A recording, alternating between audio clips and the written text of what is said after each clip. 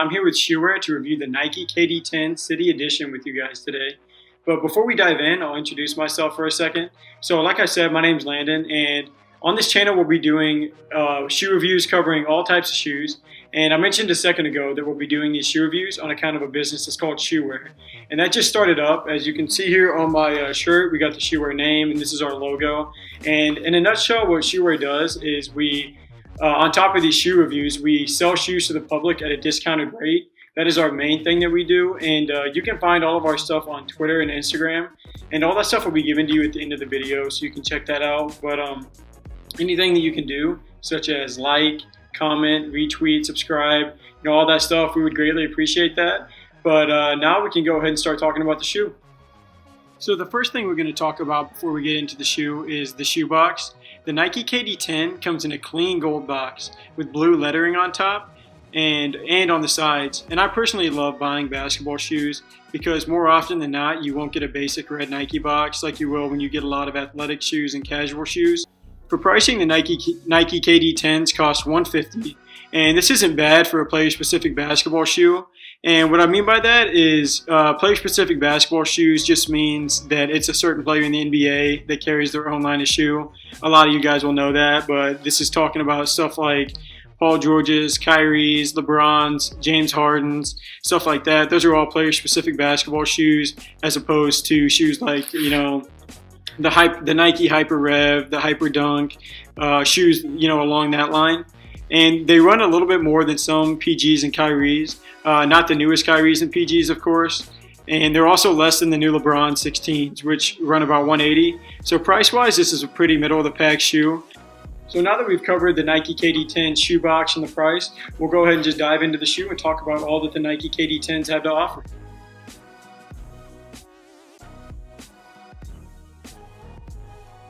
So before we get into the shoe itself, performance-wise, we'll go ahead and talk about some other parts of the shoe.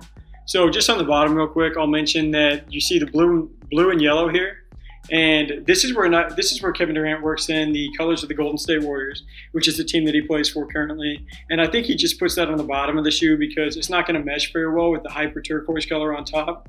So while we're talking about the bottom of the shoe, we'll go ahead and touch on traction. So I'll zoom in here and let you guys check out the different patterns that we got here, this circular pattern. And your snap judgment with this shoe is that it's going to hold up pretty well traction-wise. And that is actually not always the case. Myself and a lot of other people have experienced a lapse in traction from time to time.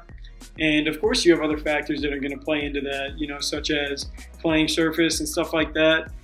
But while you could be playing in the best basketball shoe ever traction-wise, if you're playing on a dusty surface, you're going to slide around. But that being said, you also have to be able to take responsibility for how well the shoe holds up on a neutral surface, compared to other shoes. And this has gained a reputation for being relatively inconsistent traction-wise on the court. The Nike KD10s have a full-length zoom cushion that runs the entire length of the shoe, similar to that of the KD9s. But the difference between the 10s and the 9s is that I feel that the 9s gave back to you a lot quicker comfort-wise. The Nike KD10s are going to require some break-in time. So if you're wanting to have these shoes and you're purchasing them and they get shipped in on Thursday and you want to play 4 quarters in a game in them on Saturday, that may not be the best decision. I personally did that and I ended up icing my feet all weekend. So you're going to want to keep that in mind. These shoes will take some time to break in. Don't just purchase them and be ready to go, Walk around your house in them, get a feel, let them adjust to your foot, go get some shots up and shoot around in them and stuff like that before you decide to really implement these into your, kind of turn these into your game, shoe wear rotation. You're definitely going to want to allow some time for some break-in on these shoes. So now that we've covered the traction and the comfort of the Nike KD10, we'll go ahead and move on to more of how the shoe holds up. So first off, we'll talk about the material. The material of the Nike KD10 is purely Flyknit based. It's covered all over the shoe. And this is going to be really beneficial for one thing, getting the shoe on and off. As you can see here as I'm demonstrating, the shoe is extremely stretchy on top. Good for getting the shoe on and off. Maybe not as good for keeping your foot in the shoe. If you've ever watched Kevin Durant play basketball, you will have seen him slip out of his shoe from time to time. Now that's not overly rare. I just touch on that because it's a possibility. So I'm just putting that out there for you guys. Kevin Durant's not the only one that's fallen out of his shoe before. that happens to basketball players all the time. If you get someone stepping on your foot, that's entirely a possibility. But one thing to touch on with the material, with the Flyknit, is that it does make the shoe easy to get on and off, which is something that some people struggle with basketball shoes, or getting them on and off. So that won't really be an issue here for you guys. Durability-wise, with it being purely Flyknit based, you would think that it may not hold up that well, but that's actually not the case. For it being Flyknit, it does hold up extremely well. Like not really any ripping and tearing and stuff like that. It is not going to hold up well maybe if you use it as a street ball shoe and you play outside, but on that hand, what shoe is going to hold up that well if you're playing with it outside on, asphalt and stuff like that? The shoe's going to get wear and tear on it quick. Every shoe's going to take a beating if you use it for that. The Nike KD10s do run true to size, I would have to say. It does have a pretty wide fit. If you look at the bottom of the shoe, you will see a narrow fitting that is kind of in the middle of the shoe. But everywhere else on the shoe is a pretty wide fit. And what that's going to mean is if you're ordering true to size and you have a wider foot, you probably should be good. You're not going to have to go a half size up, I wouldn't say. I ordered true to size, and it worked out great for me. But what that also is going to mean is if you like to have a little bit of wiggle room whenever you're playing, you don't want to be squeezed whenever you're playing basketball, which a lot of people deal with, then you are probably going to want to order true to size. So since this shoe is Flyknit, there is a little bit of wiggle room in there already kind of built in. So if you're someone that plays basketball and you like your foot to be, secured inside of your shoe, especially since this shoe is Flyknit, you may want to go a half size down, just so you'll get more of a snug fit. You won't feel your foot sliding around down in there, because some people don't feel very stable whenever that's the case. So yeah, like I said, I wouldn't recommend going a half size up unless you have a wider foot and you want wiggle room whenever you're playing basketball. Then in that case, maybe you could go a half size up.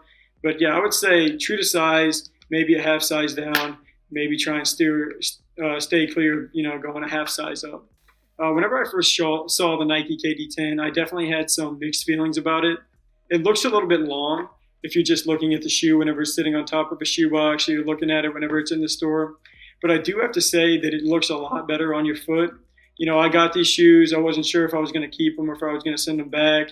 And, I put them on. I started playing with them. Of course, I had to get past the being a little bit uncomfortable. But the more you play in it, the more it gives back, like we touched on earlier. And, it looks a lot better on your foot, too. So that's something that you're going to want to think about. At first, I thought it was going to not go very well, but it went out great. It went over great for me. Another thing that we'll talk about real quick is if you look at the Nike KD10, there's extremely thick shoelaces on here. And that's not a big deal. That's nothing other than the fact that it's not overly common, which is why I'm touching on it. I don't want you guys to get the shoe and be like, why are the shoelaces so thick? I'm not really sure. My best guess would be, if you have a thicker shoelace, it's probably not going to rip on you. So honestly, there's nothing to lose there, everything to gain. But I was just going to touch on that real quick because it's not overly common in shoes. So the last thing that we'll talk about is colorways. So for me personally, colorways had a big factor in deciding this shoe. Like I've said before, this is a Nike KD10 City Edition in the hyper turquoise color. There's a darker blue also that's in the City Edition. You can also get ant pearls. Some of those colorways I like a lot better than your generic black, white, gray Nike KD10s. I really don't think they look that well in this particular model. This is all this stuff that I'm spitting at you guys right now is just my opinion. I've got a pretty big shoe collection, and a lot of them you're not going to find in black and white. So maybe that's just me liking vibrant colors. But I was just going to throw that in there to you guys real quick. I think that this shoe looks a lot better specifically in these more vibrant colorways, because I had black and white basketball shoes, but in this shoe model specifically, that wasn't really it for me. So I would encourage you guys to explore some of those colorways before you settle on something more basic. So that pretty much wraps up our review of the Nike KD10s for you guys. And thank you so much for watching. And if you liked our videos, feel free to go and subscribe for us and follow us on Twitter and Instagram. And that information will be listed for you guys in the description below. And, feel free to comment any shoes that you guys would like us to review. And we'll see what we can do, getting those ordered and, testing them out for you guys, giving you guys a review on them before you purchase them yourself. And so, like I said, my name's Landon, and I'm from Shoeware. And I'll see you guys next Saturday for another review on a different shoe.